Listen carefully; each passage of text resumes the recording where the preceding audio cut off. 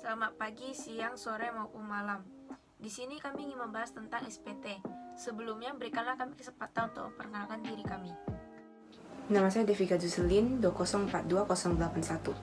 Perkenalkan, nama saya Lisna Livia dengan NPM 2042113. Nama saya Jolin dengan NPM 2042099. Perkenalkan, nama saya Octavia dengan NPM 2042144. Saya Safiolin dengan NPM 2042100. Yang pertama adalah pengertian dari SPT. Apa itu SPT? SPT atau surat pemberitahuan adalah surat yang digunakan oleh wajib pajak untuk melaporkan perhitungan ataupun pembayaran pajak, objek pajak, bukan objek pajak, harta ataupun kewajiban.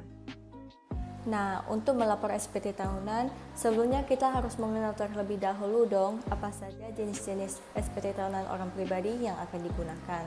Yang pertama adalah formulir 1770S. Formulir ini dikhususkan untuk wajib pajak orang pribadi dengan penghasilan tahunan lebih dari 60 juta atau pegawai yang memiliki sumber penghasilan dari 2 tempat kerja dalam masa 1 tahun pajak. Jika salah satu dari kedua kondisi ini Anda alami, maka Anda bisa melaporkan SPT tahunan dengan menggunakan formulir ini.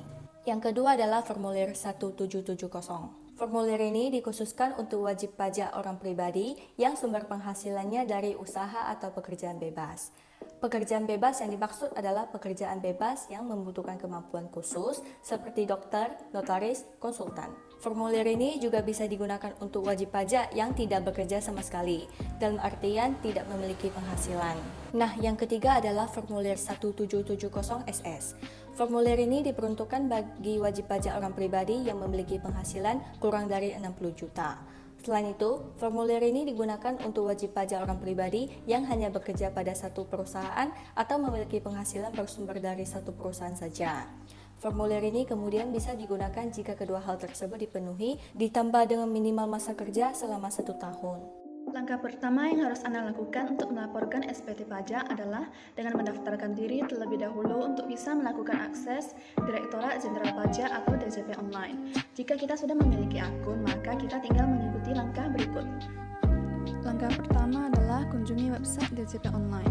Berikutnya, Anda akan masuk ke laman One Stop Tax Service yang tertera profil Anda dan pilihan layanan DJP online yang diinginkan, yakni e-filing atau e-form.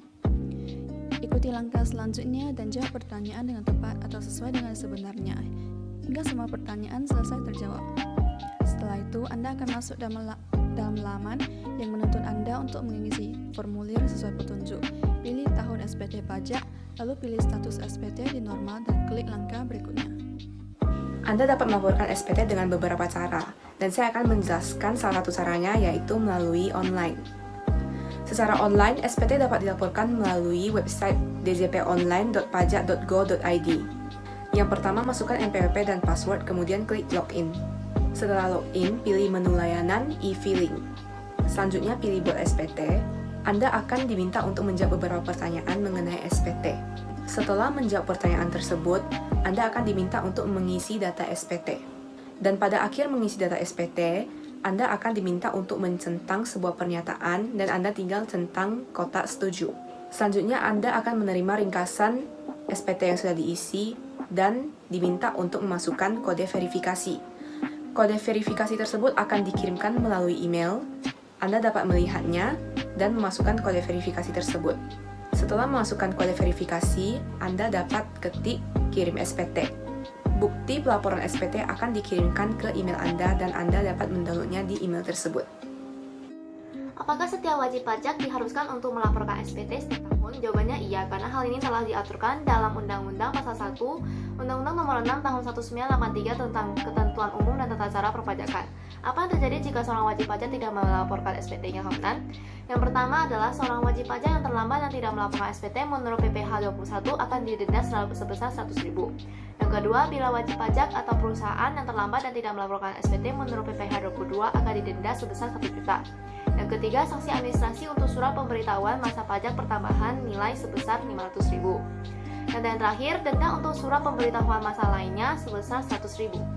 Ayo laporkan SPT tepat waktu. Ayo laporkan SPT tepat waktu. Sekian dari kami, terima kasih atas waktunya. Mohon maaf jika ada kesalahan kata.